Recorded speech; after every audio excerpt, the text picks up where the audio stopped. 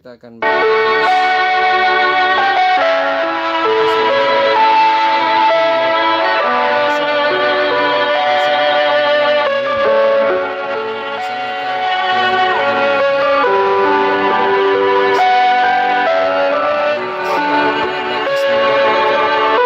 maksudnya? Yaitu tubuh, bagian dari tubuh kita yang harus ditutupi. Bahkan kalau kita tahu untuk bagian tubuh yang harus ditutupi laki-laki adalah dari pusar hingga lututnya, dan untuk perempuan yaitu seluruh tubuhnya kecuali wajah dan telapak tangan. Ya, itu ya. Kalau di dalam sholat, di luar sholat seluruh tubuhnya sebenarnya sholat. Tapi ada ulama yang membolehkan karena untuk kebutuhan gitu. Jadi saya rasa ini sudah jelas, kita jangan menjadikan polemik. Kita harus tahu tentang penjelasan tersebut ya, batas minimalnya seperti apa. Lalu kan laki-laki itu batasannya dari pusar sampai lutut, tapi kenapa harus ditutup semua? Nah, itu namanya mimbabi malayatimul wajib illa bihi fahuwa wajibun ya. Sesuatu yang menjadi pelengkap yang sempurna maka akan menjadi pelengkap yang wajib, maka ikutan menjadi wajib ya. Jadi di dalam Al-Qur'an ya ayyuhalladzina amanu khudzu zinatakum inda kulli masjidin. Jadi pakaian tidak hanya sekedar menutup aurat tapi juga yang zina artinya berhias. Jika kita untuk pergi ke pesta, ke ulang tahun, ke undangan aja pakai pakaian yang indah, masa nggak mau dengan berpakaian islami ketika sedang sholat ke masjid dan pakaian yang bagus ya, seperti itu. Kita lanjut. Pengertiannya, pakaian longgar yang menutup selain muka dan kedua telapak tangan itu dengan menutup aurat. Ini pengertiannya. Awal kewajibannya pertama kepada istri Rasulullah, kita akan lihat di surah Al-Ahzab ayat 59 berikutnya. Terus kepada seluruh muslimah di dunia sebagai identitas keislaman. Itu adalah identitas kita. Nah, ini ayat yang tadi Bapak maksud, yaitu di surah Al-Ahzab ayat 59, ya ayuhan nabiyyu qul li azwajika wa banatika wa nisa'il mu'minin. Wahai para nabi, katakanlah kepada istri-istrimu dan anak perempuanmu dan wanita kaum muslimin. Jadi pertama untuk istri Nabi, terus untuk putri beliau, baru untuk wanita kaum muslimin seluruhnya sedunia. Yudnina alaihinna min jalabibihin, memakai jilbab, dzalika adna ayyurafna fala yuzain. Jadi akan lebih dikenal. Jadi ada dua tujuannya, bisa dikenal, gampang dikenal karena itu identitas keislaman, berarti dia pakai jilbab pada orang muslim dan tidak akan disakiti, tidak akan diganggu oleh orang lain. Ini zal ya, tidak akan diganggu oleh orang lain. Jadi ya ketika seseorang itu sudah menggunakan jilbab, maka identitasnya muslim dan tidak akan mengundang hasrat atau kemauan atau akan meredam syahwat dari lawan jenisnya ya, kalau dengan menggunakan jilbab. Tapi kalau yang menggunakan pakaian sorono akan memicu hasad dan nanti akan timbul perkosaan dan yang lainnya, yang hal-hal yang tidak baik. Wa kana Allahu ghafurur rahim, dan Allah Maha Pengampun lagi Maha Penyayang. Maka Allah mengampuni orang-orang yang mau memakai jilbab step by step ya, sedikit demi sedikit. Ya, kita lanjut di artinya. Di sini tadi Bapak sudah katakan ya, ini ya, untuk istri, anak perempuan, istri orang mukmin menutup jilbabnya tubuh mereka agar mereka lebih mudah untuk dikenali ya tadi, dan tidak diganggu. Allah Maha Pengampun lagi Penyayang. Kita lihat tajwidnya. Pertama ya ayuhan nabiyyu, alif lamnya di sini alif lam syamsiyah karena bertasydid. Qul li azwajika wa banatika wa nisa'il mu'minin, hukum tajwidnya adalah mad wajib disukun karena berada dalam satu kalimat, yaitu mad tabi'i bertemu dengan hamzah. Terus alif lamnya alif lam komariah karena tidak ada tasdidnya. Alaihinna ini tajibul guna, wajib berdengung. Min jalabihinna, nun sukun bertemu dengan jim. Dzalika adna ayyurafna, kalau tadi mad wajib disukun, ini mad jaiz disukun karena mad tabi'i bertemu dengan hamzah, beda kalimat. Ayyurafna, nun sukun bertemu ya, ini idgham guna, hurufnya ada 4 ya, nun mim waw. Terus wa kana Allahu ghafurur rahima, patatain bertemu ro, hukumnya idgham bila guna, hurufnya ada 2 lam sama ro. Rahima ini mad iwad. Jadi harus ingat, mudah-mudahan bisa paham ya. Kita lanjut ke materi berikutnya. Ini masih ayat-ayat yang sama. Nah, ini ada hadis dari Muatiyah. Nah, tujuannya apa? Tujuan yang keempat, pertama untuk dikenal. Ya, tadi dalika adna ayyurafna fala yuzain.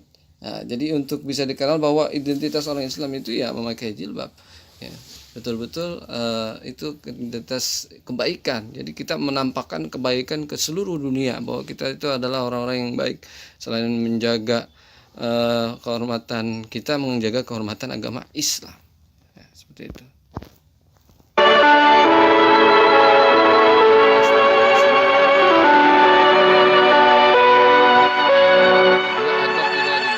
Tadi sudah Bapak, jadi agar tidak diganggu oleh orang lain, menjadi ciri perempuan yang baik ya. Ini harusnya kita selain menjilbabi anggota tubuh kita, juga harus menjilbabi hati kita. Jadi kita jilbab luar dalam. Jadi dengan jilbab kita juga harus takut untuk melakukan perbuatan yang dilarang oleh Allah, berbuat maksiat takut, berbohong kepada orang tua takut. Nah itu ya, lanjut.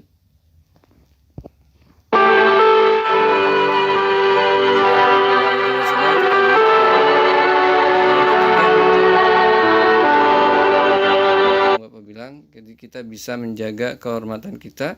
Kehormatan perempuan selalu terjaga, jadi menjaga harkat dan martabat wanita. Jadi sekaligus menaikkan derajat wanita. Ya, wanita bisa naik dan angka derajatnya karena dia menjaga dirinya. Ya. Kita lanjut. Terjaga dari pandangan setan. Pandangan-pandangan setan. Ya, ini. Jadi, ini harus kita lakukan.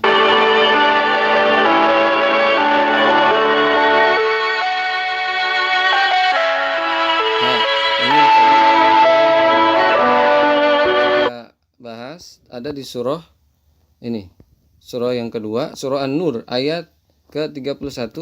Boleh membuka aurat ya. Kalau aurat di sini, kewajiban para wanita ada 3, yaitu menjaga pandangannya, memelihara kemaluannya, dan jangan menampakkan perhiasan atau auratnya. Ada 3 pandangannya, jangan sampai memandang hal orang yang bukan mahram. Memelihara kemaluannya, kalau kita sedang buang air besar maka disunahkan pas istinjanya membaca di dalam hati, Allahumma thayyib qalbi minan nifaq wa hassin farji minal fawahis. Ya Allah, bersihkanlah hatiku daripada kemunafikan dan lindungilah farjiku, kelaminku, dari berbuat keji. Ya, itu dari situ bacanya dalam hati karena masih berada di dalam WC atau dalam kamar mandi. Janganlah menampakkan perhiasan auratnya kecuali di sini, janganlah kecuali kepada suami, boleh ya. Ayah mereka boleh, ayah suami kepada mertua laki-laki boleh, putra pribadi boleh, putra putri suami misalnya bawa anak tiri suami boleh, saudara laki-laki, kakak atau adik laki-laki boleh, putra saudara, keponakan atau anak dari kakak atau adik kita yang laki-laki atau dari perempuan boleh, atau para perempuan sesama Islam ya. Jadi kalau di kosan atau di pesantren sama wanita asalnya jangan yang fasik, kita kenal fasik artinya dia tidak bisa menjaga pandangannya, jangan. Atau hamba sahaya, budak, kayak dalam Islam budak, atau para laki-laki yang sudah tua yang tidak punya keinginan terhadap perempuan, yang syahwatnya yang ada ya, apa-apa, atau anak-anak yang belum mengerti tentang aurat, yang belum akil balik. Ini ya, jadi itu ya. Ya, ini ada kebolehan, cuma harus betul-betul hati-hati kebolehannya seperti apa. Ya, jangan seluruhnya. Ya, artinya misalnya dia hanya pakai kaos lengan pendek seperti itu. Ya. Kita lanjutkan yang berikutnya. Tadi ini yang boleh buka aurat ya. Nah, ini perilaku muslim pertama, sopan, santun, dan ramah. Jadi dengan kita berpakaian, jadi bukan hanya pakaian kita saja, tapi juga perilaku kita ikut-ikutan menjadi baik ya. Yang kedua, jujur dan amanah. Jadi berarti ketika dititipkan sesuatu, orang ini bisa amanah dan orang ini jujur begitu ya. Karena